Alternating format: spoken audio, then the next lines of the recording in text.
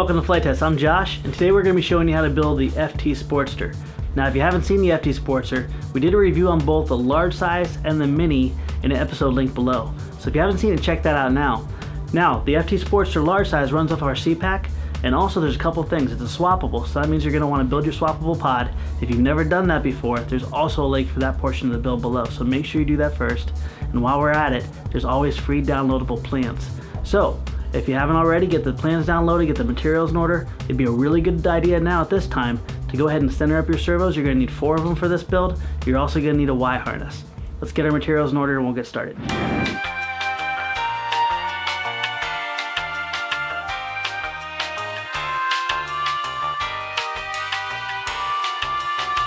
Now for the FT Sportster wing, you're going to need the following pieces. You're going to need the 2 main spars, the rear wing spacers, and both the left and right panels of the wing. We're going to go ahead and put our attention towards the main spars right now, so when we need them we can get them. To do that, we're going to remove the foam here, here, here, and here. Now if you're buying the speedboat kit, you're already going to have a laser cut score. If you're looking on your plans, they're going to be a red hash mark. I like to run a razor blade about 3/4 of the way through the foam, even if it's been laser cut, just to get a nice crisp edge that releases the whole piece of foam at one time. If you accidentally cut all the way through the foam, just repair it with a little piece of tape on the other side. Now to remove the foam, I like to bend this 180 degrees, lay it on the table, and then just use my fingernail and rock the piece out. If you did this right, the whole entire piece of foam will come right off in your hand, and it'll leave a very nice, clean paper surface. We're going to repeat that process on the other side.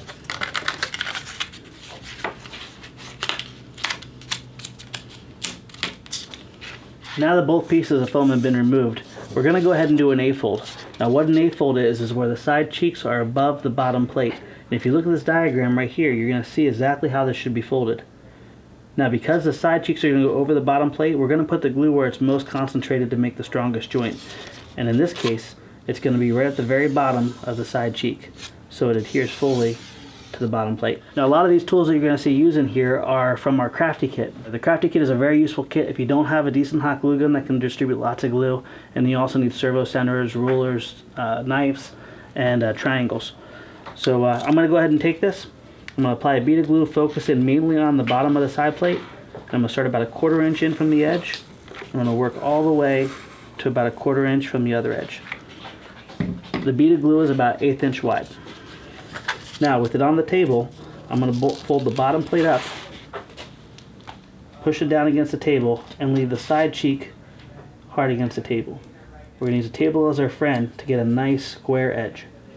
After about 30 seconds, we're going to go ahead and remove this, and we're going to do the other side.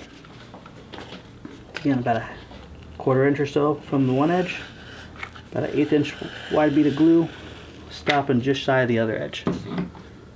Flat against the table, leaving the side cheek against the table, rotating to 90 degrees, and pushing down. Whenever you do a fold, you want to keep the fold as square as possible. The tighter and the more crisp you keep your fold, the stronger the glue joint, and the more square everything is going to line up. Now if you look at the cross section here, you're going to notice it's the exact same as what's etched into the diagram. That's what you want to check. Always practice your folds a couple times, making sure it makes sense before you put glue down. Once you put the glue down, it's going to be very difficult to release it to fix it. Now we're going to repeat the same process on the other side. Now that the spars are done, we're going to go ahead and put our attention towards the wing. The first thing we want to do is join our 2 wings, so we're going to flip it to the outer surface. You can tell the inner and the outer surface by where the etch marks are and the score marks are. The score marks are going to be the red lines, or in this case on the laser build kit, the score cuts.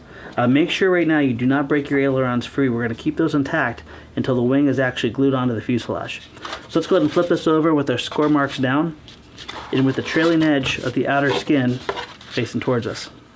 That's this right here with these 2 holes cut out. Now carefully we're going to go ahead and line this and push the 2 halves together, making sure that the edges are nice and flush with each other. Now if you have thin tape, you can go ahead and tack it down with thin tape, or you can just rip off 2 little tiny pieces, and we're just going to use this to tack the pieces together so we can go over with our 2 inch wide packing tape. Put one there, and all the way at the edge right here.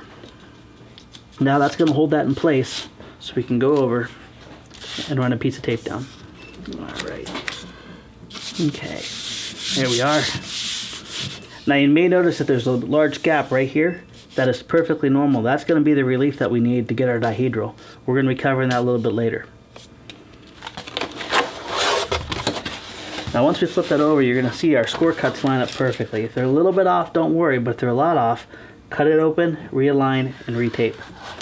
Now we're going to fold this into about a 90-degree bevel, and we're going to make sure we have plenty of glue, and we're going to put a bead of glue starting about a 1/2 inch from this edge line here. This is going to be our leading edge, and then we're going to end about a 1/4 inch from the trailing edge. Now in this case, put a nice generous bead of glue so it squeezes out just a little bit when you fold it. Just like that. We want to completely fill this cavity up and have a little bit ooze out. Now I'm going to take this extra tape and just fold it around on both the front and the rear. If you want, you can just take a scrap piece of foam, smooth out the rest. Give this about 45 seconds to a minute to dry.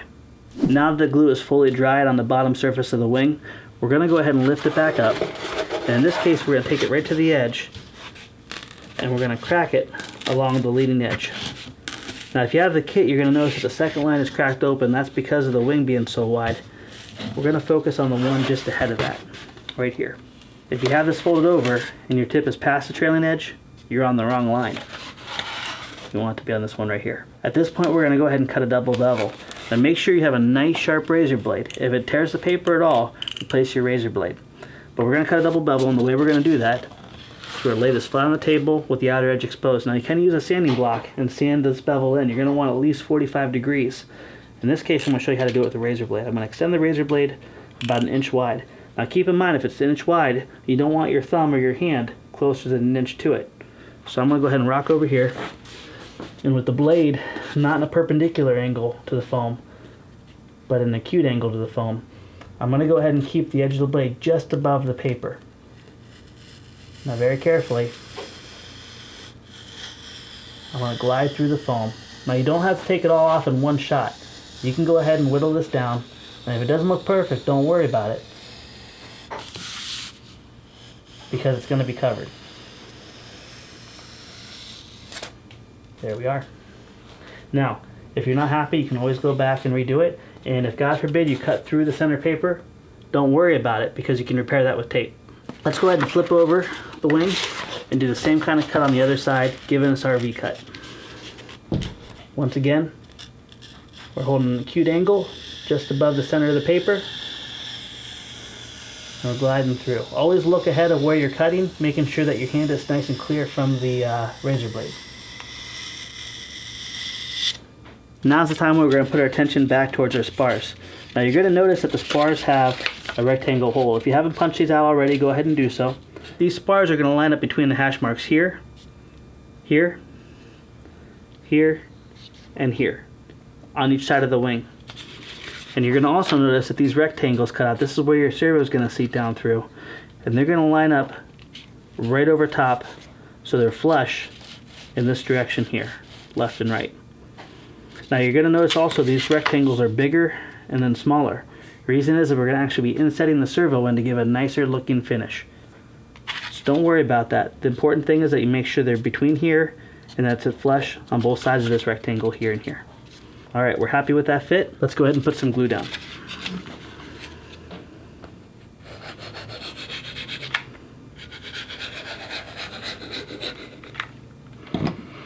Okay, once again I'm focusing on these hash marks. Now I'm going to put my attention to line up the servo hole nice and flush on the left and the right side. There we are. We're going to let that dry, and we're going to repeat the exact same process on the other side. Alright, going to kind of slide it around a little bit. You're going to notice it just runs hard up against the other spar. Now I'm going to focus my attention on these hash marks. Nice and aligned. Now I can show you here what this is going to look like on the other side. You're going to notice that this inner rectangle is centered between the outer rectangle. This will give the ability for the servo to slide down in, so it's much more aerodynamically friendly. Our next step is to put the rear spacers on the wing. Let's go ahead and pop these little guys out if you haven't already. This is just going to be the reliefs where your control horns go. And these guys here, these little rectangles, are going to go right up against the trailing edge of the lower part of the wing. Let's go ahead and glue those in now.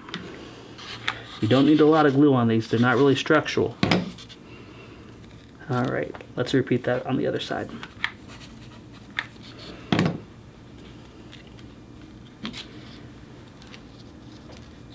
Now once those are dry, we're going to put our attention to the top portion of the wing. Now a helpful trick to get to the curve to the top portion of the wing is to take a little tiny piece of barbecue skewer or the barbecue skewer from your kit and then slightly pass it through the top crease very, very lightly. Not pushing down to the foam, but just pushing the paper in just a little bit. We're going to go back later on and reinforce it with hot glue, so it's going to get much stronger here in the near future. Once we've done that, we can carefully take the top of the wing and then slowly fold it over, allowing the wing to take shape. Now the important thing with this wing is we don't want a very blunt edge on the leading edge. We want this center section, this seam here and here, to cross over almost perfectly this bar here and here. So make sure when you fold this over that your wing has a nice smooth airfoil. Okay, we're happy with that fit. Our next step is to reinforce these folds and establish it and have it stay put. To do this, I'm going to take the nose of my hot glue gun and I press it right down to the seam we just opened up, and I'm going to trace each line. I'm only going to do this as much as the hot glue will give me. Now these bigger AdTech Pro 200s can deliver a lot of glue. If you're working on a smaller hot glue gun, only do one stripe at a time and then fold it over just like this and hold it into position. Now what we're not doing is we're not gluing the wing in place. We're just establishing the curves so the glue will hold the wing and hold its airfoil. You can now see that the wing is actually holding its shape on the top skin. We have our airfoil established. Now we're going to go ahead and glue it together. Make sure you have plenty of glue in your hot glue gun, and where we're going to put our glue is on the leading edge and the box bar, here and here. Afterwards we're going to follow up and we're going to do the trailing edge. So I got a full stick in here. So we're going to start here, once again about a 1/4 inch from the edge. We're going to put a nice healthy bead in the leading edge here. And now we're going to put a very healthy bead on these top panels, especially on the speedboat kits, because the laser undercuts the foam slightly. So go ahead and put a good solid 1/8 inch wide bead on both portions of the spar.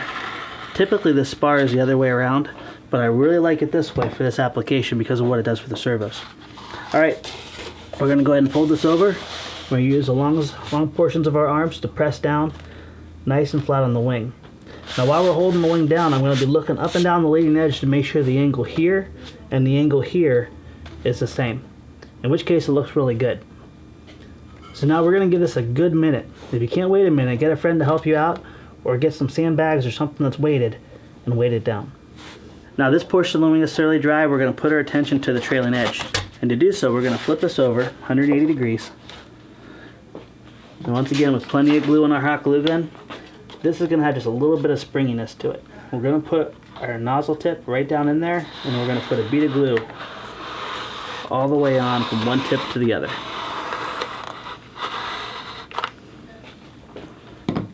Once it's down, we're simply going to press down lightly.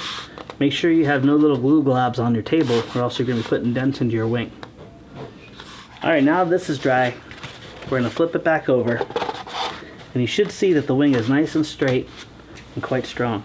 Go ahead and take your razor blade, and we're going to go ahead and cut through this tape on this upper surface.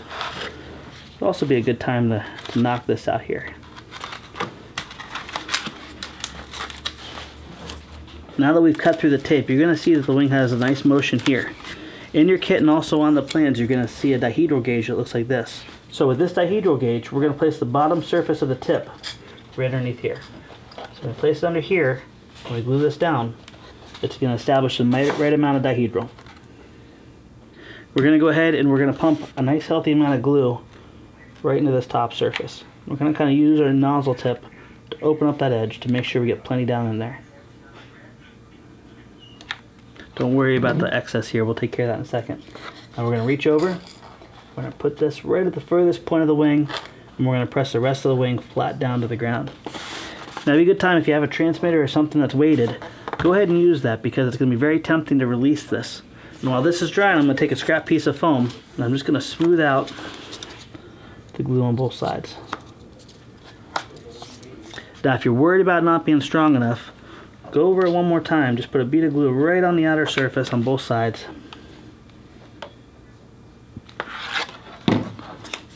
Smear it down again.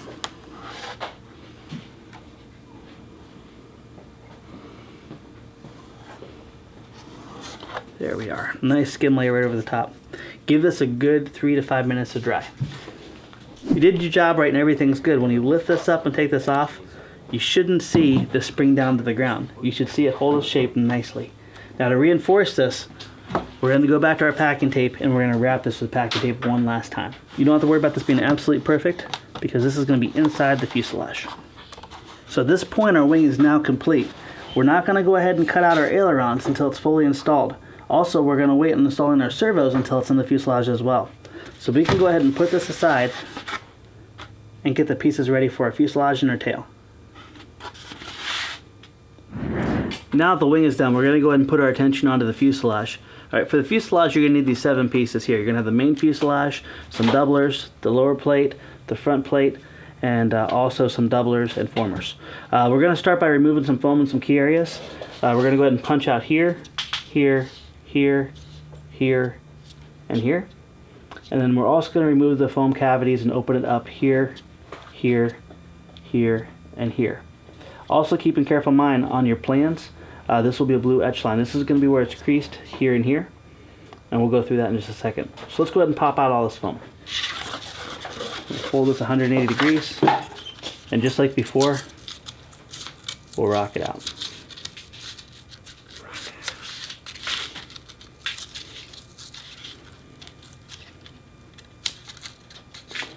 There we are. If you ever get little pieces that hang on, you can always go back with your razor blade and kind of scrape them out, or use a barbecue skewer. So we'll do it on the other side now. These pieces here are just going to be for the paper, so we can actually just roll those out if we want to right now.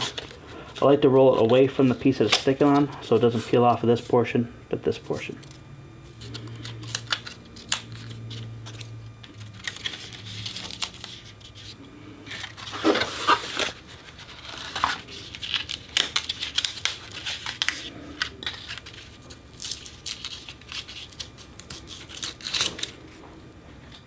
Now you notice that we haven't cut out any of the wing holds. If these fall out, that's okay. I like to try to keep them in just so it gives a little bit more strength in this area if you're pushing down on things.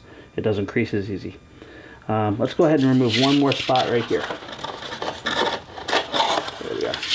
One thing you're going to notice is in a lot of our future designs here, we have a lot more of the use of paper to seal off edges to give more strength and things like that. That's just so the plane lasts longer and looks a little bit nicer. Now, before we fold our side plates up and make a B-fold, I'm going to go ahead and take a steel ruler. You can also use a triangle or a scrap piece of foam or wood. And I'm going to line it right up on these 2 etch lines here and here, because I want to establish a curve to the fuselage. I'm going to hold this down and I'm going to lightly lift up on both portions. Take it a little bit farther than you think you need and make sure it relaxes at the angle that you want it to be. So let's go ahead and do a test fit before we go ahead and glue this down. I'm going to take this, and with the B-fold where the side cheeks are besides the bottom plate, we're going to go ahead and keep the bottom plate flush against the table, and we're going to roll the side plates up while pushing down. Once we're happy with the fit, we're going to go ahead and apply our glue. Now where we're going to apply our glue is going to be on the side of the bottom plate. So we're actually going to put our glue on this portion right here. Now where this paper is, we're going to go ahead and put it straight down onto the paper. Let's go ahead and do that now. Alright. I'll just put that right on the paper right here. And back on the side of the bottom plate. Okay, we're going to go ahead and rotate 90 degrees. And we're going to hold this in place. I'm just going to go ahead and take this portion of the foam board, hold it up against it just to make sure we have a nice right angle. If you guys have the crafty kit, you can use a triangle as well. While this is still drying, I'm going to go ahead and remove excess waste here. Just scrape off the excess glue.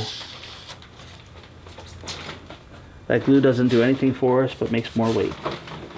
Alright, let's go ahead and move on to the other side. So we're going to repeat the exact same process on the other side. Once again, going on the side of the bottom plate for the B-fold. Just right onto the paper. And then back to the side of the bottom plate for another B-fold. Against the table, rotate up.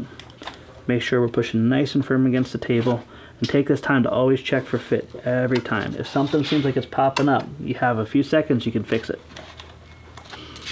We'll go back, of course, and check for square again. Just like before, I'm going to reach down in here, take out the excess glue. Our next step here is we affectionately call this a C-fold, but all it's going to be is we fold this over 180 degrees and allow the paper to be in the front. This is going to actually give us our down thrust that we need for this design. So to do that, we're going to simply apply a little bit of glue, this time right about in the center of the paper. Be careful, the heat's going to transfer to that paper really easy. So press down that portion with a scrap piece of foam. Fold this over 180 degrees and rock it back and forth. Our next step is to install the doublers. Now before we do, let's go ahead and now pop these guys out here if you haven't done so already. So we're going to look through this area to make sure we're nice and flush. Now with your doublers, it look really funny, but once you install it, it's going to make sense. You have a lot of little notches going in and out. This is so we have a lot of strength in this front end here. We're learning a lot about making these planes stronger and stronger. And one thing we're doing on a lot of new designs is if we can, we put another layer of foam in the front nose area. This gives it really good impact protection, also keeps things from tearing. So you hit your power pod, makes the fuselage a lot stronger. So let's go ahead and test fit this here. It's going to just simply slide right down in and press up against the sidewalls. Now for everyone's scratch build, this is going to look a little complicated. A little trick you can do is take one cut at a time. Don't try to trace it just like a laser would. Cut this point, and then cut this point. Cut these points, and then cut these points. And always pull away from the corner, and that'll give you a nice sharp crisp edge. We're happy with the fit. Let's go ahead and make sure we have plenty of hot glue in our glue gun. I'm going to go ahead and put a nice smear of glue.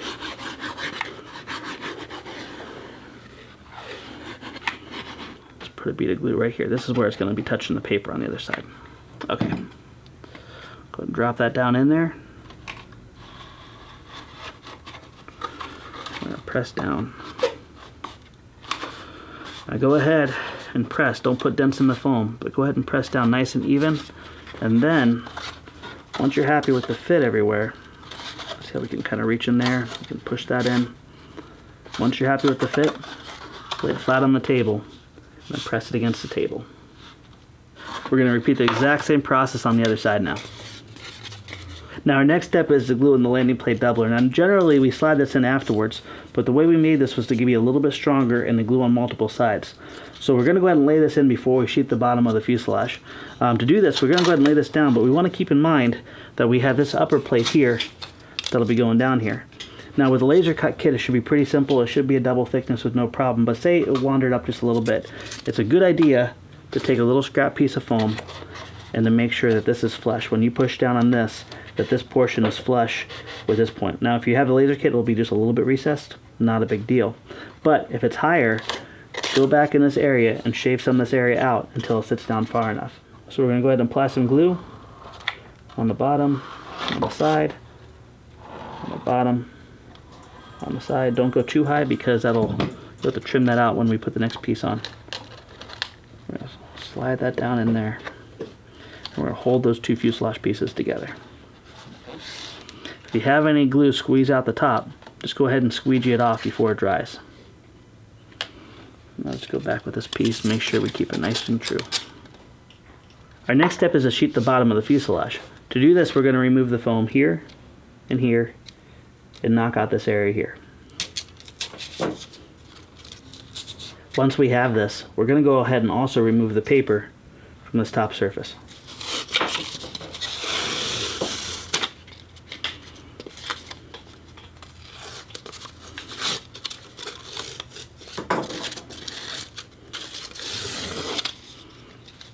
There we are. Now you notice on your plans or on this kit, this is actually a score cut that opens up. Reason being is we can slide this in, open up one half, glue it down, then open up the other half and glue it down. It keeps things from getting out of sorts. Alright, let's go ahead and do a test fit real quick. I'm going to go ahead and slide this down right to the edge, and then everything should press right into place. Just like that.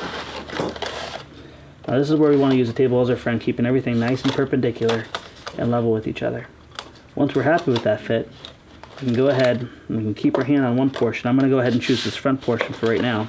And we can flip this up and apply our glue on the areas that are needed. So we're going to apply glue to the bottom of the doubler and on both side cheeks. Whenever I put glue down, I'll show you on the other side here, when I'm gluing paper and foam, I put it right in the crack where it hits both the foam and the paper, right where they meet.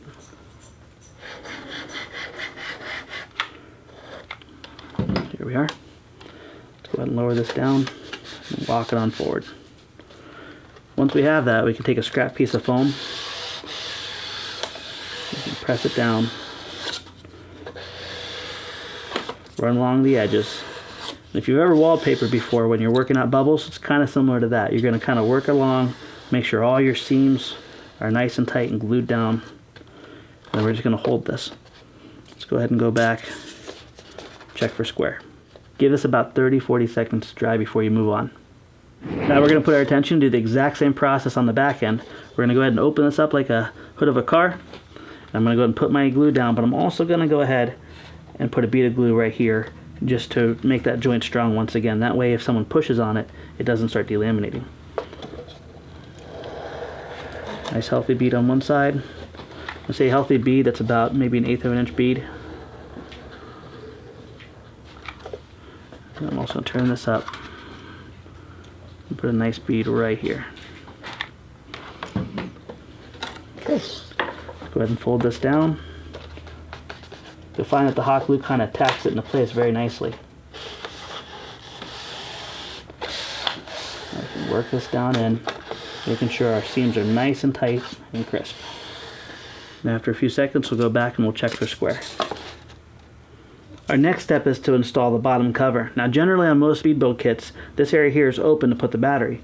But the nice thing about this one is we're going to have this top hatch area where the battery will slide down into the power pod, and it makes a very clean finish. So we're going to go ahead and we're going to glue this here. Now obviously this foam doesn't want to bend, so the first thing we need to do is remove our foam cavities here and here like the back, remove this front for a fold over, and then also remove the paper here. Alright, now one thing you're going to notice here is this needs to be sized. We left this a little bit long because anyone that's scratch building is going to need this area a little bit long and trimmed to exact size and fit. So I'm going to go ahead and slide this right down in here. I'm going to go ahead and lightly bend this back. And right when I get to the stopping point, I'm just going to press down just slightly, right on this area right here. And what you're going to find is it puts a nice little crease line exactly where you need to cut. Now at this point, I'm going to cut a score cut right where this area is here, about 50%, right where that crease that we just made is. And then I'm going to go about 1/2 inch further, and I'm going to cut completely through. Now that we have the score cut and the cut through, let's go ahead and remove the paper from this area. Once we have that done, we'll notch out this area here just so we can make a fold over like so. Let's go ahead and do our fold over now. I'm just going to put a little glue here, a little glue on the paper, and I'm going to use the table as my friend. I'm going to fold this forward, give it about maybe 5-6 seconds, and then I'm going to fold it down flat as a pancake against the table. Give it a little rock, make sure you don't glue it against the table. This will give you a nice solid edge. Our next step is to mold this piece to fit onto the doubler. Now you could just kind of stick this in and then fold it back, but what I like to do is take as much of the stress away from trying to make the glue do the job. So to make that happen, I'm going to go ahead and just use my back thumbs as a support and my fingers to slowly rock it against the table. Now make sure you have nothing pointy or sharp on the table or you're going to dent your foam. If you're looking to get a little air pass through this area too, you can cut a nice little oval or put a little fake duct for where the carburetor would be on a plane like this and let the air pass through. It's completely up to you. If you're running a crazy setup and it gets hot, it may not be a bad idea. So what we're doing is we're trying to match this curve as perfectly as possible so it just drops right in, and that looks real nice. Okay, once we're happy with that, Make a little glue for a hinge here. We'll line up this piece just as we've done before. Make sure we're happy. And press this down here. Now you notice I only put it on the paper, not the foam board. What this is doing is kind of like when you do a tape hinge when you're putting on decals. You're allowing it to flip up, but give you the alignment that you need. Alright, now that we're happy with that, I'm going to go ahead and I'm going to put glue in a couple different spots. Since we have a doubler, I'm going to trace the doubler, but then I'm also going to go ahead and repeat the same process as we did on the bottom plate and trace the paper. Once again, when you're doing foam and paper, put it right down where the foam meets the paper. A nice healthy 8mm or 1/8 inch 2mm bead. I'm going to press that down. I'll turn towards a scrap piece of foam board, just so I don't burn my fingers, and press it into place. Now while you're holding this in place, you can smooth out any glue that seams up. You can also press the sides together. Careful not to burn yourself. Now just while we're going for fit and finish here, one little tip I can give you. This is all nice and sealed through this whole bottom area. The plane is going to be a very nice looking, finished looking plane. One area that's exposed is here and here. If you want to get around that, you can take a scrap piece of foam that you have laying around and you can cut it to the width that you need and actually wrap these portions here and here.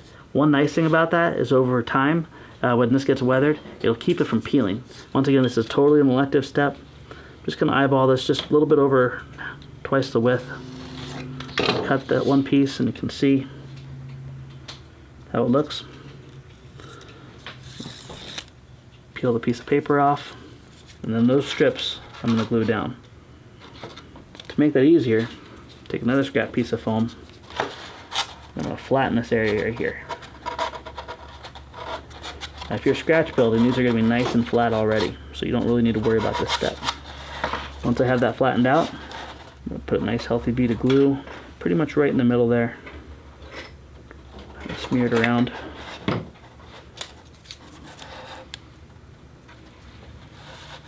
Tack that in place, pull it over, hold it nice and tight.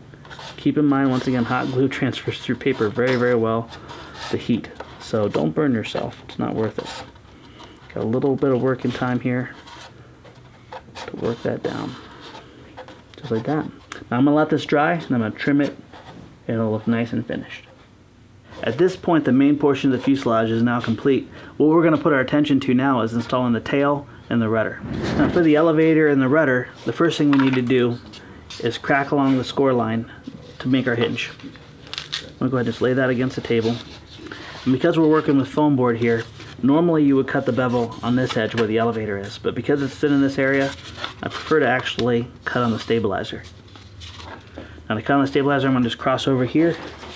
We're going to lay it flat on the table, and once again with your knife held past a 90-degree angle, we're going to put the blade just above the paper on the bottom side and cut around a 45-degree angle. Always look ahead of your blade to where your fingers are holding it down.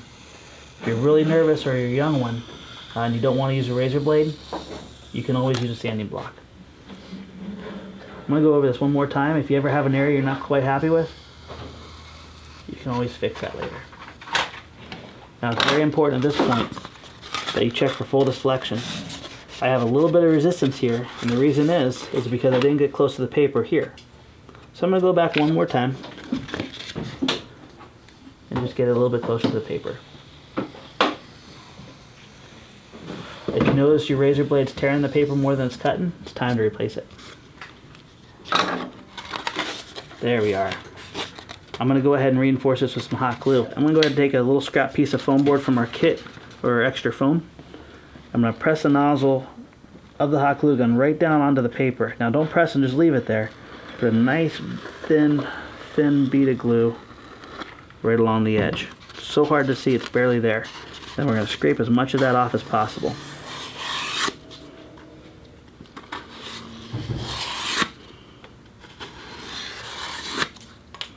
Just like that.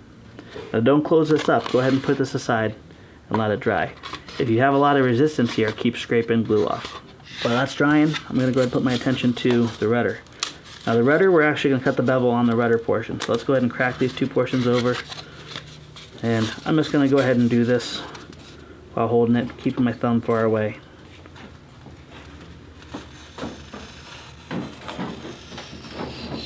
If you're uncomfortable with cutting bevels, take some scrap foam board and just practice it on the edge of a table.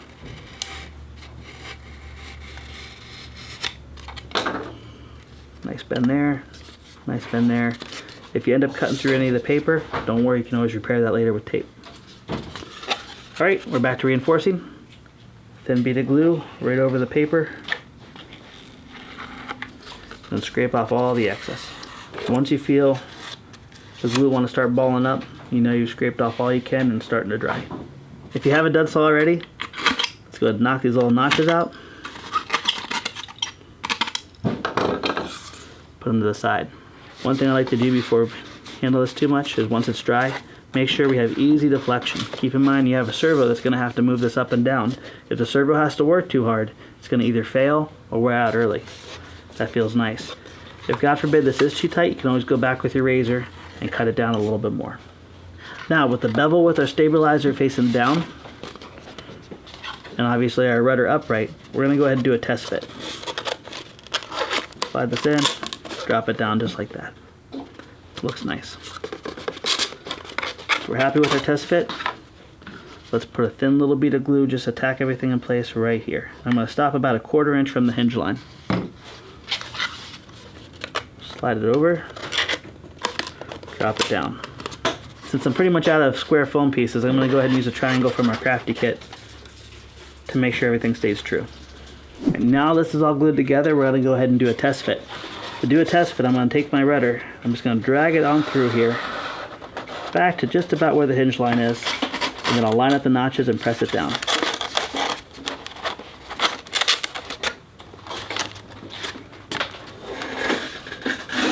Just like that. Makes a very nice fit.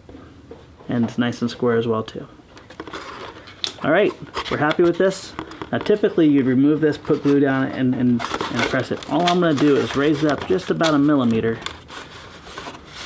And I'm going to put a bead of glue here, and a bead of glue here, and then press it back down.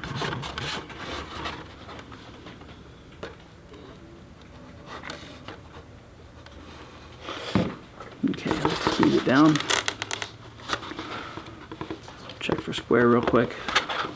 Looks good. Now we'll go back, grab a little piece of scrap foam board, scrape off the excess.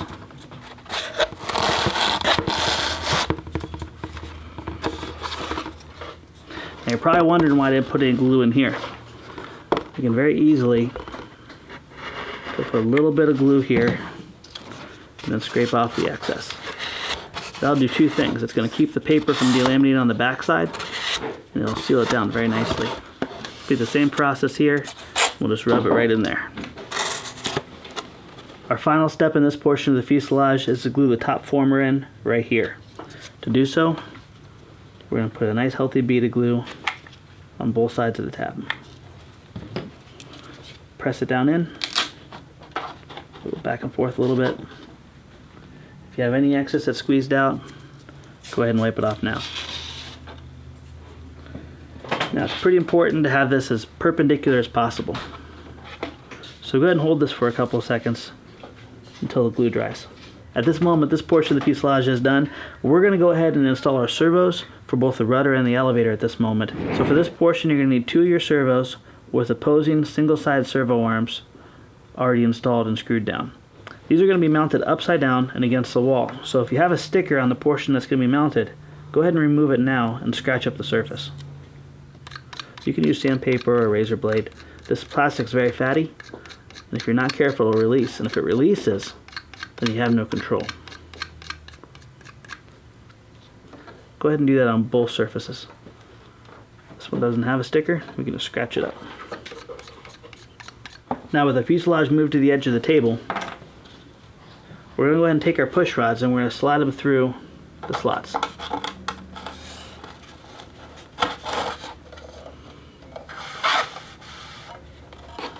What I like to do is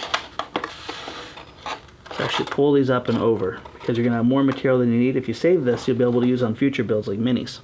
Now with our push rod inserted, we're going to go ahead and install our control horn to the furthest hole from the hinge line, just like that. So when we rotate this, this is going to be above and go right into the servo slot. Let's go ahead and do a test fit real quick. Should have nice free motion from end to end.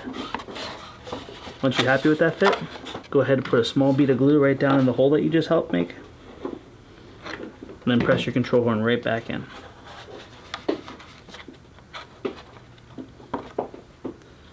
Give it a couple seconds, and then go to the other side and wipe off the excess. Alright, so we're going to take the servo, and keep in mind that these are going to be pointing down. Reason being is you're going to have a turtle deck over this, and if God forbid you have to make an adjustment, you can do so through the lightning hole in the bottom. So we're going to go ahead and kind of center up here. We're going to keep the push rod following the curve of the fuselage on the left hand side of the fuselage, and we're going to go right about to the center of that hole, and we're just going to bend this up 90 degrees. So take a pair of pliers, grab on, bend up 90 degrees. Once you have that bend,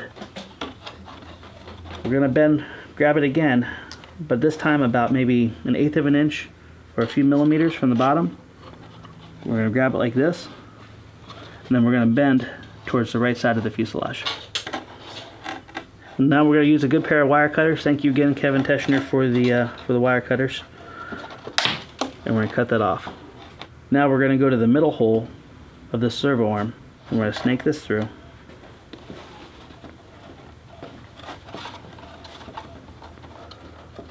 Just like that. Now at any point you end up moving your servo accidentally, don't worry, just go back and use the servo center tool to recenter it. If you guys are kind of curious how to center servos, we have a link that's in our beginner series and also on all of our build videos, including this one, down below, that goes through PowerPod and PowerPod electronics. In that video you're going to see how to center things up. We also saw a really good servo tool that centers things up. Just keep in mind you need to use 1 cell or no greater than 5 volts. So if you plug a 2 cell into it, you're going to fry the servo and the tester. Okay, so at this portion here, we're going to put all of our attention into making sure that our rudder is nice and neutral.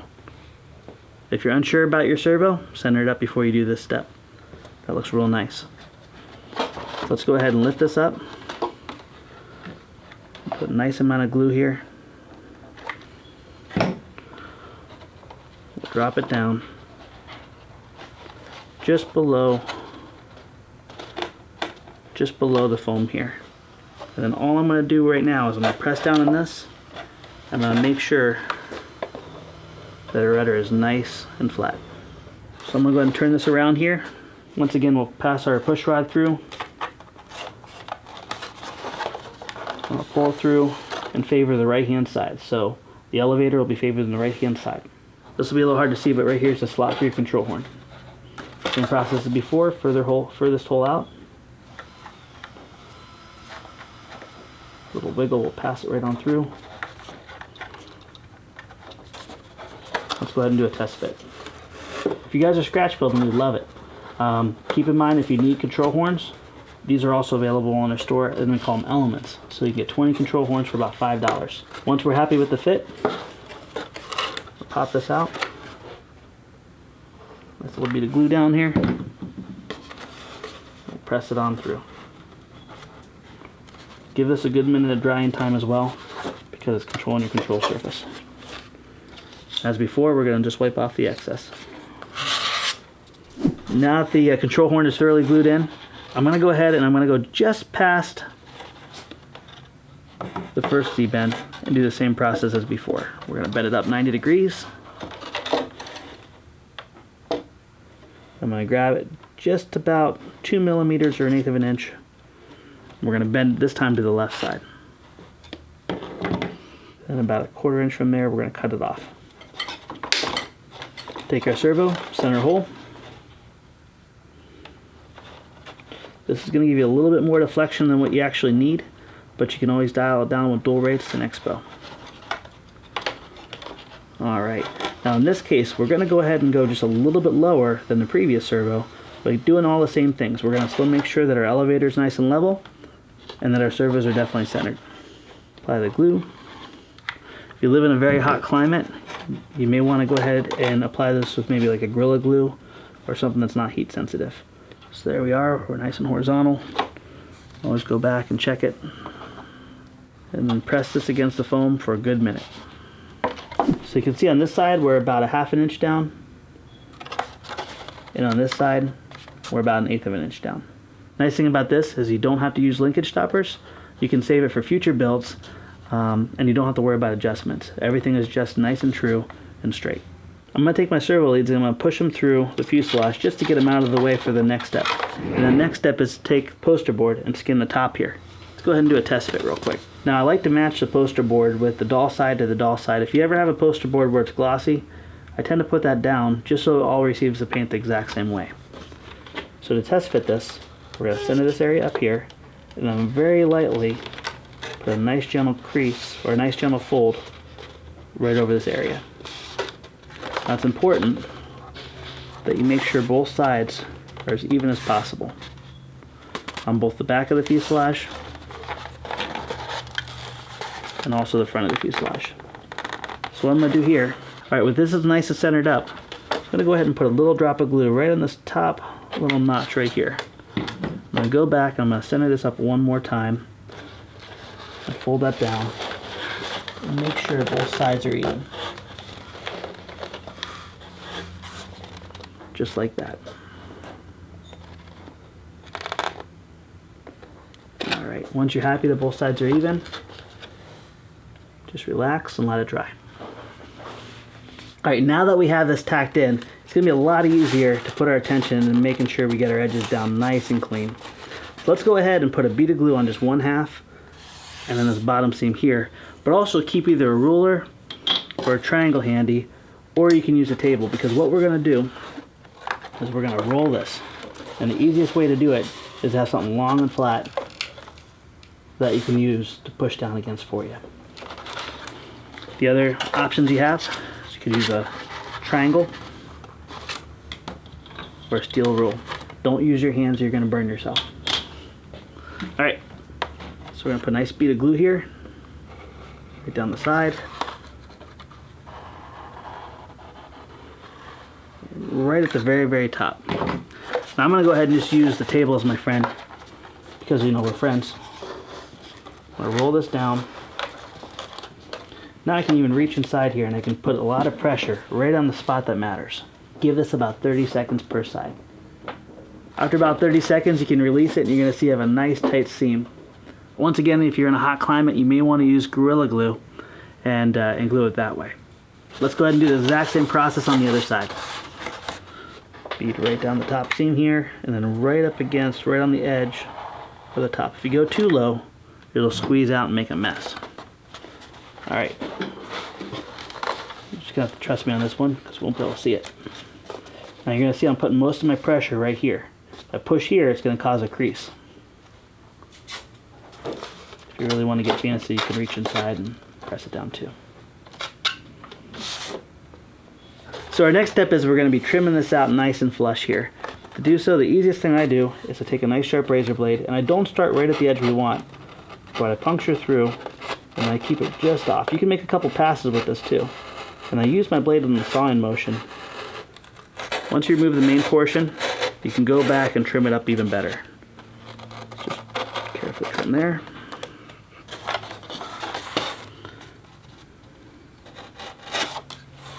Alright, now I can go ahead and go back through. I'm going to even extend this even a little bit further. I can actually just saw through. I like to push against the former rather than pulling the paper away. Doesn't have to be perfect, but because of the way this hatch comes in that you'll see here later, you want it to be as flush as possible.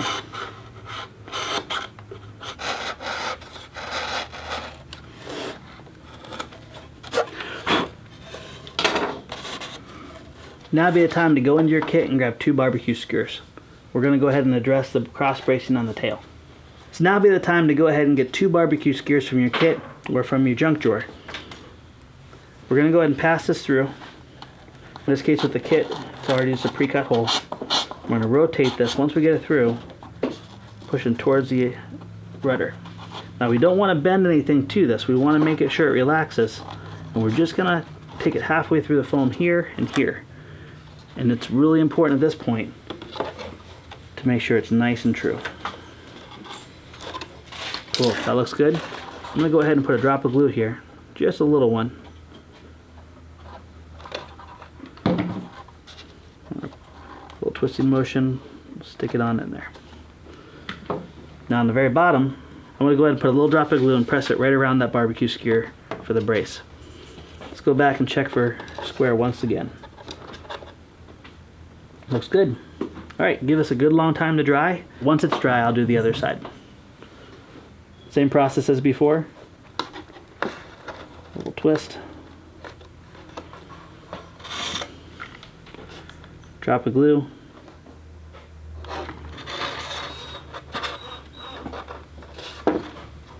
Take hold there and dry. And follow up with a little drop of glue on the bottom.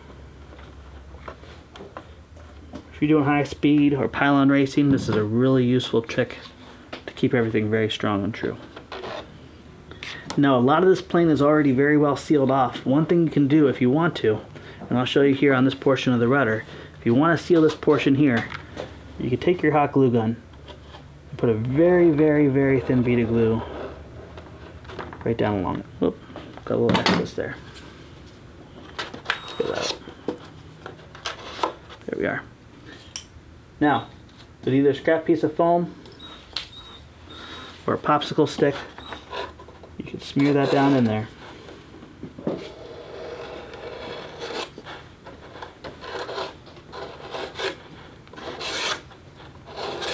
And seal the edges. Once that's thoroughly dry, I like to take a pair of side cuts and just cut it flush. That little extra bit that's sticking out, you can put a little drop of hot glue over top of it and seal it.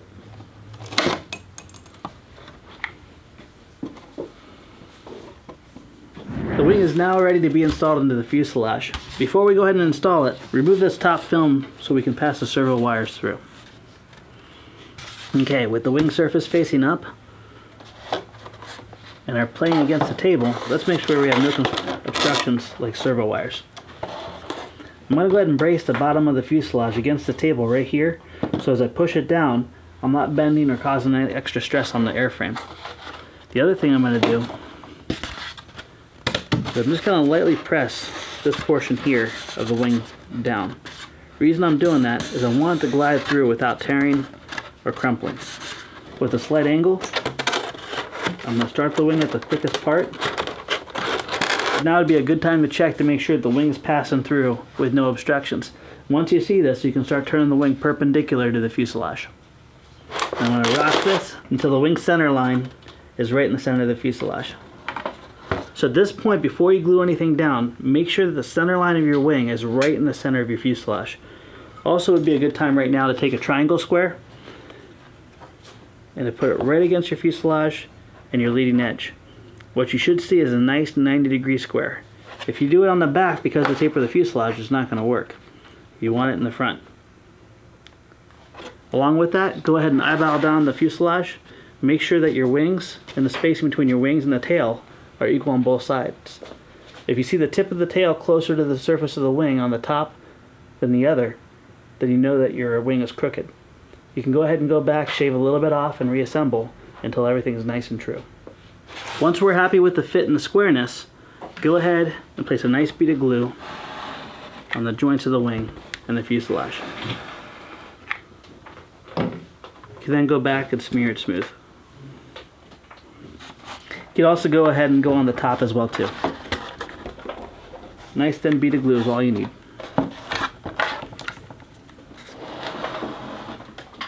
So our next step is to install our servos. Now once after we install our servos, we're going to go back and we're going to release this area and we're going to cut the ailerons free.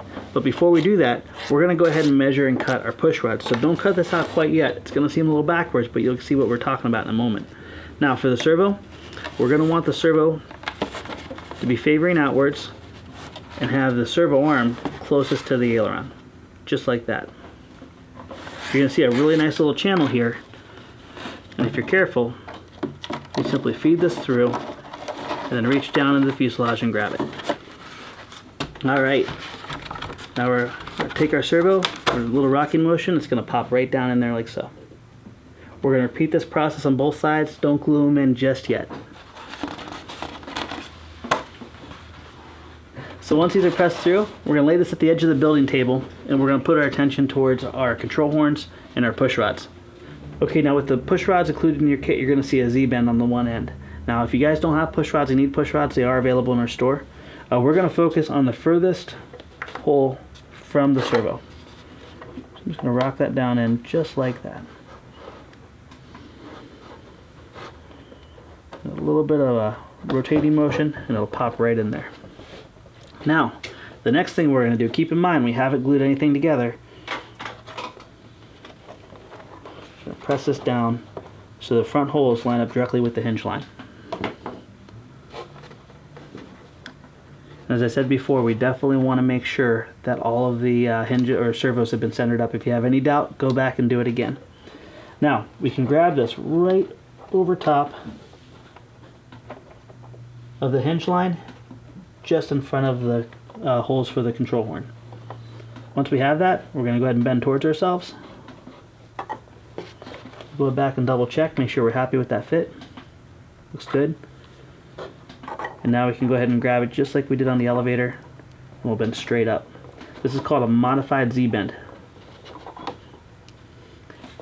Linkage stoppers are fantastic. We include them in all of our electronic packs. We sell them on the store, and I think they're our #2 seller. It's a really, really popular item. I like to show people how to do this economically because not everyone has access, and we want you to have this experience without having to buy product from us. Alright, I'm going to go ahead and cut this about a 1/4 inch from the edge. So if you want to use linkage stoppers and have it always adjustable, go ahead and do so. It'll work the exact same way. Alright, I'm going to go in the furthest out hole on my control horn. Let's go ahead and press it one last time and see how everything looks. Alright, so I'm going to hold this up for you here and just take a moment to kind of study this. You can see we have our typical Z-bend going down into our modified Z-bend, passing through from left to right.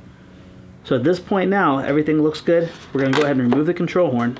I'll slide this out of the way, and we're going to cut our aileron free.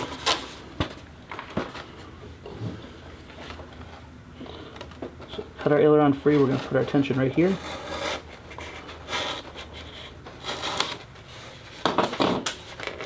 And we're just going to open it up. Now if you have an extra little piece of wire laying around, just run it back and forth right here. That's going to give you a nice motion without giving you any issues. And just like we did on our elevator, we're going to fold this 180 degrees. This time it's attached to our airplane. Now on one side of the wing it's going to be very easy. This is the more difficult side, and I'll show you how to do it. We're going to hold the plane. We're going to take our razor blade, but we're not going to try to get all the way to the edge. We're going to start about 2 inches in. We're going to go ahead and cut our bevel. We're going to go ahead and cut our bevel. Now this portion here, we're going to go back and kind of with the saw motion, we can make this true. And at the very end, I'm going to turn it a little bit more 90 degrees, and then we can just clean it up.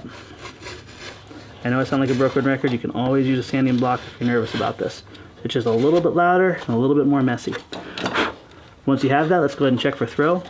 We want a nice healthy amount of throw on this so you have plenty of maneuverability if you really want to fly crazy or even a little bit of 3D. Alright, we're happy with that motion. Go back with our glue, put it right on that hinge line. Take it all the way to the edge, very, very thin little bead. Going back and scraping it all off. Anytime you reinforce edges with hot glue, use a very thin amount, but it'll make the plane last 2 or 3 times longer. Once that's dry, give it about a minute. Now we're going to go ahead and close this up, and we're going to do one more test fit of our control horn. And this is why I told you not to glue this down. You see we have just a little bit of adjustment here. This is going to give us the ability to get everything just perfect. So let's go ahead and glue this down. Concentrating to keep the holes right over that hinge line and this area nice and true. Let's smear the excess glue from the back. We're going to hold that in place. Once that's thoroughly dry, we can just lift this up just a little bit. Put a drop of glue underneath each side. Then we're going to press that right down in, and we're going to hold everything for at least a minute. Now this side of the wing is all done. We're going to mirror and do the exact same process on the other side.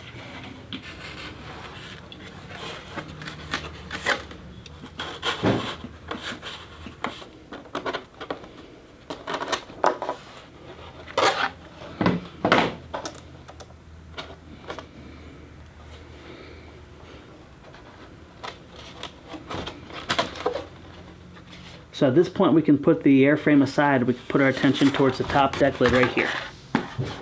Alright, this top deck lid or turtle deck or cockpit area is going to be simple, very simple to build. All we're going to need to do is B-fold, and we're just going to remove the foam right here.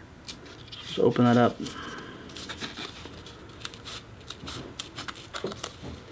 Remove that. So just a reminder, a B-fold is where the side plate goes next to the bottom plate. So B sides. We're going to focus all of our glue on the side of the bottom plate.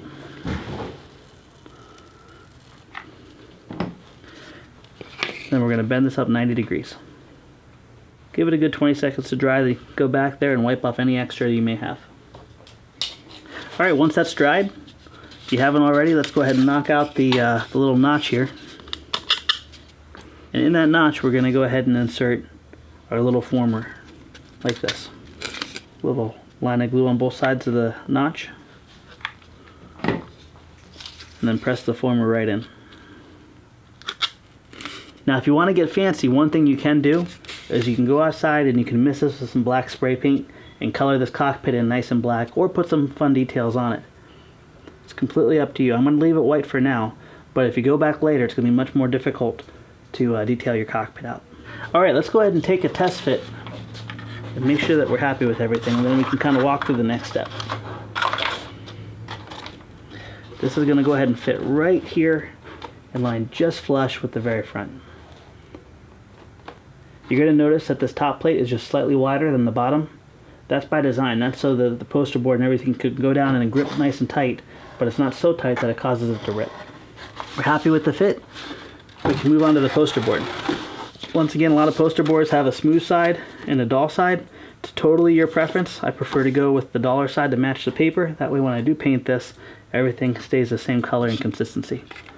On the front here, we're going to go ahead and take a ruler, and we're just going to fold the very front lip here down. Reason being is this is going to act as a hinge for us to hinge off this front fuselage. Like that. This is also going to be the area that we're going to center up. So I'm going to find this area right here and get it nice and centered. Nice, flat, and centered. You can even push it against the table so we know where we are and that we're happy with it. Now, go ahead and lift that up. And very lightly, we're not going to be putting glue on this edge. We're going to be putting glue just right on the little lip right here. And then we're going to let that settle down in. You'll see why in just a second. What I'm going to do here is I'm going to go ahead and lift this up just a little bit because we don't want this flattened down to a point. We want a little bit of a radius on it. Alright, now we're going to put a drop of glue on this top portion right here, just like we did on our back turtle deck. I'm going to pull this just a little bit taut, not to the point where it bends this, but just to get this nice and straight. And what I'm really focusing on is to make sure that this is nice and true. Alright, now this is thoroughly dried, we're going to use the same motion and use the table as our friend again to rock this up 90 degrees. And we're going to look to make sure this is nice and parallel to the foam the whole way down. Let's go back. We're going to have just enough glue to do this step, and then we're going to have to change over our glue stick. We're going to put a bead of glue on the very top of that former and then all the way along the side. Now put a rather healthy bead of glue on this. You want it to fully grab the paper.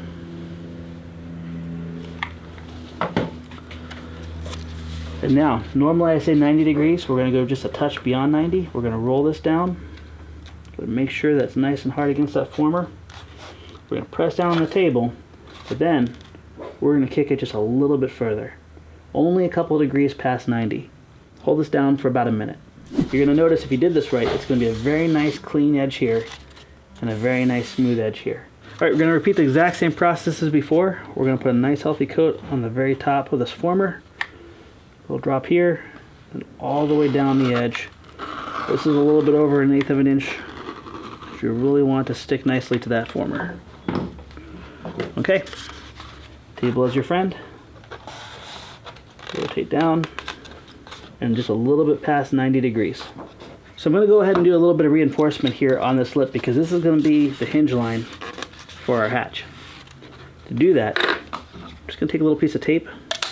I'm going to go ahead and press that down right in the center here. Like that. And then I'm going to fold this over 90 degrees. Fold this up. Get a nice hinge right just like that. So you can see the tape goes around and then over. The 90 degrees at the top surface of the foam board. Let's go ahead and test fit this. So press down in, and if we did everything right, we're going to have a really, really nice fit all the way along the edge of the foam board.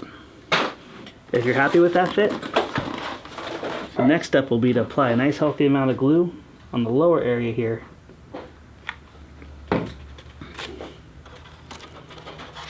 I'm going to replace it.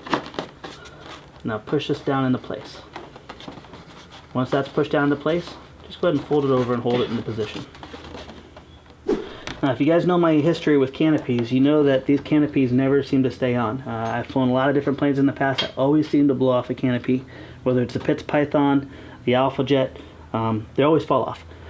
So what I did here is I have a little barbecue skewer, and you're going to see a little hole in the back. Go ahead and take that barbecue skewer with a rotational force, just puncture right through the very back former.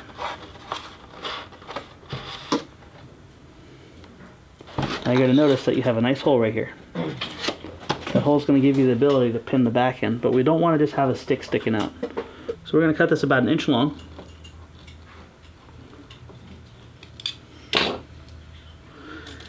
We're going to our kit. We're going to grab this little headrest. A lot of times in vintage air racers there are open cockpits and you see the back of the seat and a headrest. And what we're going to do is we're going to make this our pin to release the hatch. Just going to put a little drop of glue here. With a twisting motion, we'll set it just far enough. We'll smooth that out on the surface. And we'll wipe off any little excess that we have. Give this a good long time to dry because it needs to be strong. You can even trace this with hot glue. Just be careful and don't burn your hands. Now, you have a nice little headrest, but it also holds down the hatch. So on this kit you may notice that we have 2 holes here and here. What we've moved away from on this one is actually putting the alignment tabs here because some people can put really big motors in this. So we actually have 2 hold down points, one going through the landing gear on the power pod and the other going through the back section. You can use this if you want, but I don't really think it's needed. Now would be a good time to put our attention towards the landing gear. So with this I'm going to go ahead and remove the landing gear wire from our kit, and we're going to go ahead and show this here. So this is a 15.5 inch landing gear, 39 to 40 centimeters if you guys are wondering. The first bend we're going to do is we're going to split this in half. So half of 15.5 is 7 3/4. So I'm going to go ahead and take it by 7 3/4. You can also use a ruler if you want. I just pulled out a little building table. The nice thing about that is I can make sure everything is symmetrical by lining it up on the grids. So there's our 7 3/4. I get a nice heavy duty pair of pliers. You can also use a vise for this step if you need to. One thing is I know that this is really difficult to bend, but these airplanes are a little bit heavier, so we're going to bend this just a little bit past 90. What I like to do is I like to bend it past and then open up just a little bit. That actually makes the bend even more crisp. It's 90 there, let's go a little bit further. If you don't have enough strength in your wrists, you can always just grab it, put it down on the table, and then roll it, pushing against the table. Alright, that angle looks nice. I'm going to go ahead and just lay this upside down just to kind of show you what we're doing. What our goal is we have 2 sets of holes here. The first hole is here, and that's going to be right about where our point is, and we're trying to get an angle enough to where the second hole is just ahead of the wire. And this actually looks pretty good. I'm going to make it just a little bit sharper. Just like that. Our next step is we're going to measure about 2.5 inches. We're going to grab it by the pliers. And we're going to bend straight down. We're going to repeat the same process on the other side, but because everything's a little bit different, I'm going to go ahead and find out and make sure this is still 2.5, which it is. If it's a different size, match it to this size. There's a 2.5. Grab it, bend it straight down. Now you can see here, it looks like a mess. Our next step is to stretch this out and bend it out. And what we're looking to do is when we lay it flat on the board, that if we line this up with the center line, say on the 5-inch line, there's 5, and we have 1, 2, 3.5, 5, 1, 2, 3.5. So that looks good spacing wise, but now we got to make sure they're level. Take the one that's highest and bend it just a little bit forward. There we are. We'll be able to touch it on both sides and have it be good. Now we're going to go ahead and measure 3.5 inches. And that's going to be the size of the axle of our landing gear. I'm going to bend that just flat, a little bit more. This is really good landing gear, so if you have to bend it back and forth a couple times, you'll be amazed how strong it is. Alright, same process on the next side. There's 3.5. Grab it by the end.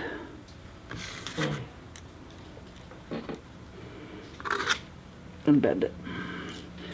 We'll go back to our building table and you can see we're all crooked. If we did this right now, the plane would shoot off to the right. So let's go ahead and grab this and make it true again. It's going to twist it a little bit. Get it nice and flat. Twist it. There we are. Final step in the landing gear is to put it in the attitude that it's going to be on the ground and do any final adjustments you need to make the wheels stay at the right angle.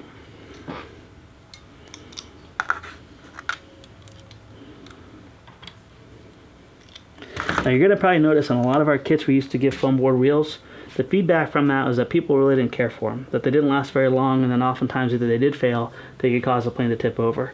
So what we did is we got some very economical wheels on our store, and you can also get these at a general hobby shop. So let's go ahead and glue our wheels on now. Now you can use wheel collars. A really easy trick is just to slide your wheels on and put a little drop of hot glue just on the outside. Try to hold that for the camera so you can see. And you can see I'm kind of spinning it around now. You want to make sure your wheels move nice and free, but this is going to dry very quickly once it hits the metal. So now you can see it holds on quite nicely. Repeat that process on the other side. Now if you want to go back, you can trim this shorter. If you have no intention to put wheel pants on or anything like that, you can trim this down. That is some insane wire. Cool. Alright, our next step is to install the landing gear onto the airplane. To do that, we're going to go ahead and pass our barbecue skewer. You don't want to try to pass it through one end to the other. Just go ahead and start one side, and then you can go around to the other, and then pass it all the way through. Leave about just over 1/4 inch on each side. We're going to repeat the exact same process on the other side.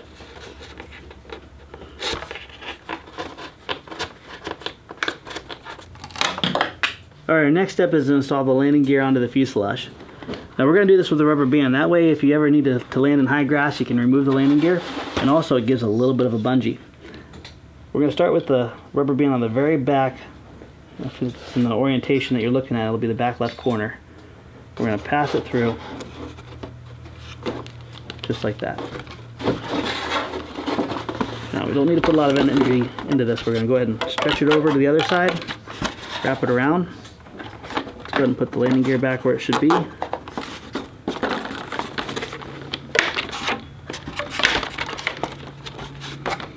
we're going to cross it over to the other side. It looks really weird, but it won't be that hard to do it. We start the rubber band here, stretch it, pass underneath the landing gear, go around, around, and then over top of the landing gear. Now because this is a bigger airplane and carries a little bit more energy, I'm going to do the exact same process on the other side, going the other direction.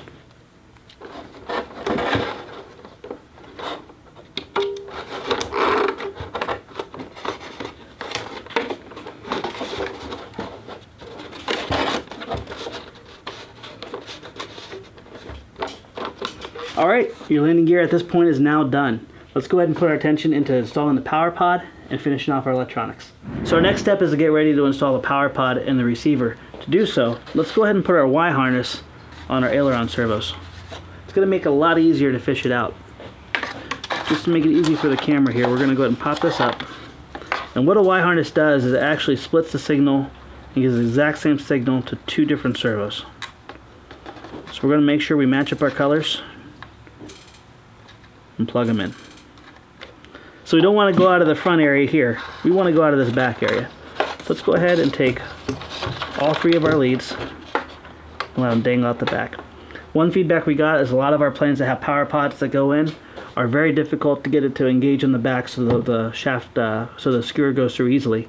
So what we did is we actually put a little access hole so you can reach through and pull it up on the back.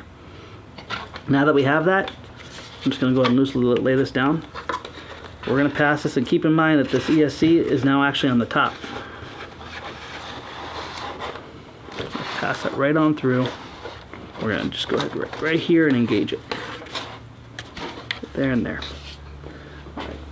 Let's go take one of our barbecue skewers, and if you're working off the kit, you should be able to just with a rotating motion pass it from one end to the other. If it's a scratch build, you may want to do the same kind of process that we did with the landing gear and start on one side and then move to the other. So you would go this way, get this up and engaged, go this way, a little rotation, then pass it on through. And then we can cut this short. I'm going to go ahead and lightly close this. I'm going to lift up all the way and engage this top. And while pushing this all the way against the top, I'm going to go ahead and pass this. Once again, kit build should pass through very easily. There we are. Then pass it on through. So this one here I can leave a little bit longer, and I'll show you why here in a second. Here and here. We're going to assemble in just a moment these little dummy engines, and I actually painted this set. So when these glue down into place, they actually hide the barbecue skewer very nicely. So our power pod's now in. Let's go ahead and hook up our receiver. Alright, now with Gropner, the order goes just the same as Spectrum. We have throttle is number 1, aileron is number 2, elevator is number 3, and rudder is number 4. So throttle, aileron, elevator, rudder. And then these two are generally gear and auxiliary. Since I'm holding right now the aileron, I'm going to go ahead and plug that in number 2. And you can see that you have a minus. The minus means ground. So the orientation is going to be like this. You bring it down, the ground is going to be on the top. This is giving you the order of the pins if you rotate this down.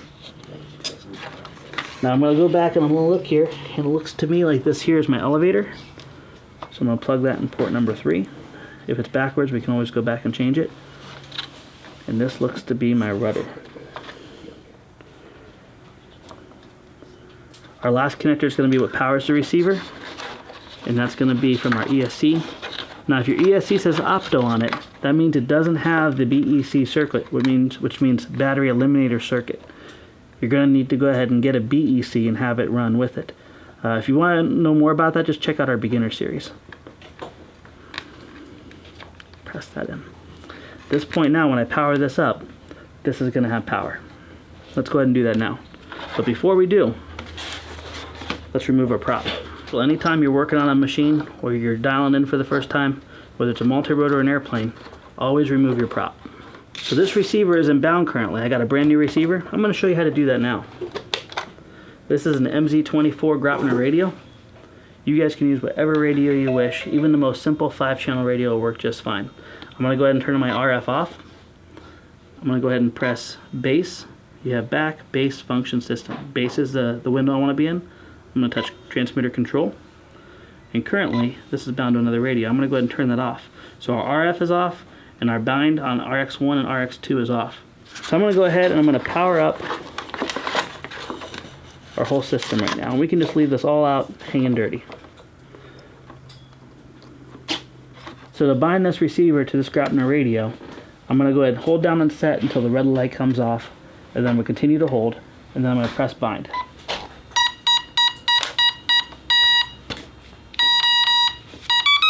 Alright, everything's powered. Let's see if our controls are going the right way.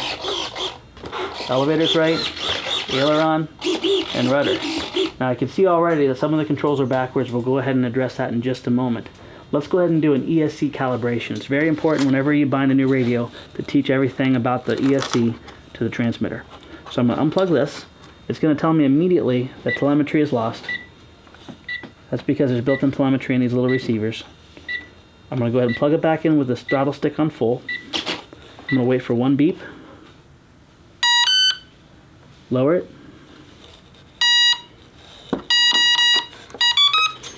That's going to tell me now I have full range on my throttle stick. I'm going to go ahead and unplug this for right now. So for our next step, I'm going to dress up these wires here. I would like this ESC antenna to hang out the bottom of my airplane. So to do that, I'm just going to pass this on down. So I'm going to take this little guy here, and on the very back, I'm going to put a very tiny little drop of glue right here. Now I'm just going to stick it to the sidewall right here. So I can rebind if I need to a different transmitter. I have access to it if I need to change any controls. And if I really need to get to it, I just break that little drop of glue and I can re-glue it back on later. So since the battery is on the inside of the power pod, I'm going to go ahead and install some Velcro. Now be careful not to put so much Velcro that you damage the plane when you're trying to get the battery out. Just put enough to hold it down. There we are. So now when we go to install this, we can slide our battery right where we need it, which will be right about here. We can make our connections and then just tuck the leads down inside and then close the lid. Now is the point where we're going to go ahead and dress up the airframe. First thing we're going to do is we're going to cut off this little back edge here. You don't have to if you don't want to, but I like to just neaten it up just a little bit on both sides. So also in our kits and on the plans, you're going to see these three pieces here times two. These are actually little dummy engine kits. You can build these, and what it does is it makes the plane look like it has little engine cylinders that are sticking out. A very common thing for planes back in that time. To assemble these, it's very easy.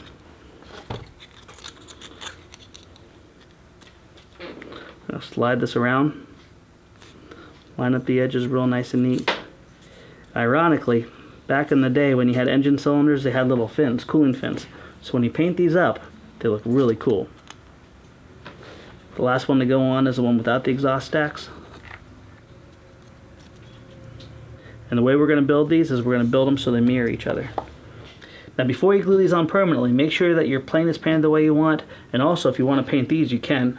A lot easier before you put it on to make them look just like that. To install these, we're going to line these up just enough so the barbecue skewer is just hidden by them, but you still have the ability to push it in and out and pull it out. Just put a little bit of glue on the back. Literally just put a little drop.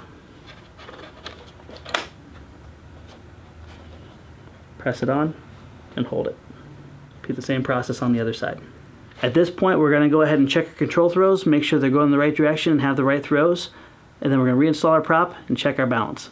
So the first thing we want to do is check the control surfaces to make sure they're moving in the right direction. Now with the plane facing away from you, we're going to go to our ailerons first. When we move our ailerons to the right aileron should go up. In this case, it doesn't. To fix that, I'm going to hit my base button, which is B. I'm going to hit reverse and slow, and I'm going to go to channel number 2. So now when I move my stick to the right aileron goes up. Now let's look at our elevator next. When I pull back on the stick, the elevator should rise, and it does. So that's perfect. Now with the rudder, when I move the stick to the rudder should go right, and it does not. So what I need to do is I need to go in, and I need to reverse my rudder. So I'll hit reverse slow again. I'll touch channel 4.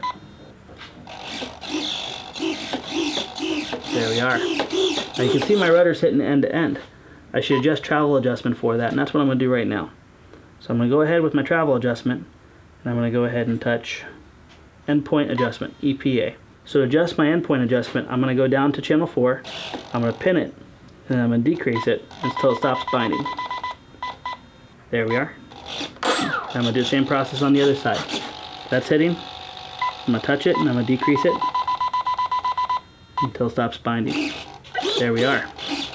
So now would also be a really great time to adjust your throws. Now to adjust your throws, in our kit we have a throw angle, and all you need to do is put it down on the surface that you're adjusting and then adjust the deflection to meet it. Do this on every control surface, from your rudder to your ailerons. Once we're happy and all the controls are going the right way, I'm going to go ahead and reinstall my prop. Go ahead and disconnect the power.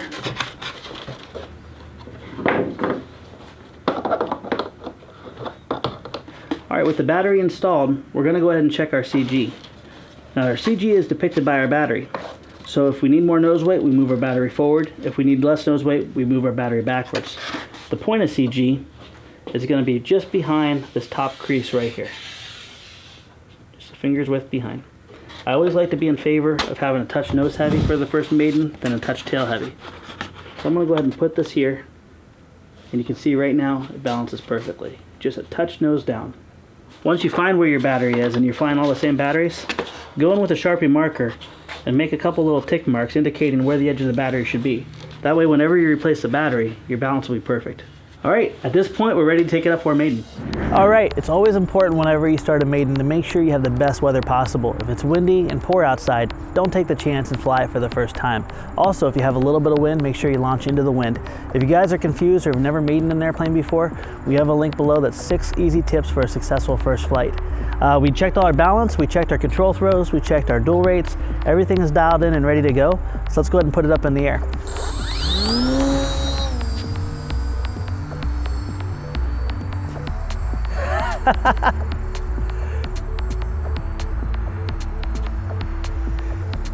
Friends, we don't have a click of trim in this. This is fantastic.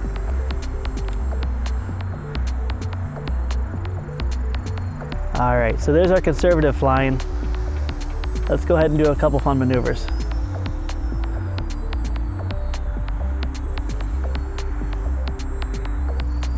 Let's go ahead and roll it inverted here.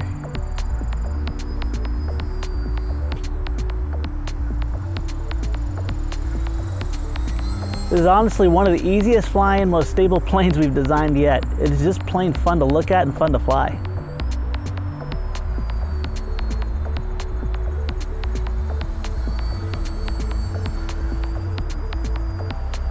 All right, let's see how she hovers.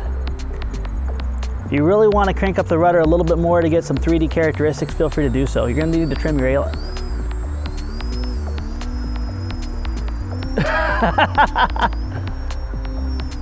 Can you even see it? It's cool.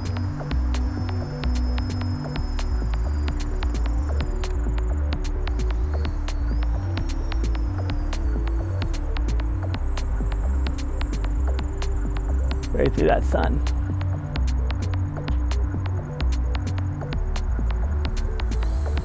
You can see it's nice and slow. All right, last thing I want to try is a knife edge.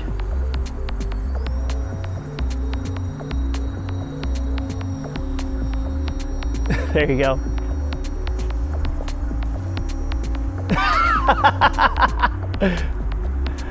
Oh, we have a wet ground. I have not camp dried this yet. I'm going to try to see if we can put this on the concrete so we can save it. Oh, all right, I'll take that. Friends, I want to thank you for watching. If you haven't already downloaded the plans or ordered your speedboat kit, I'd strongly encourage you to do so. This is a very fun, easy build project that's going to last you a long time. We'll see you next time.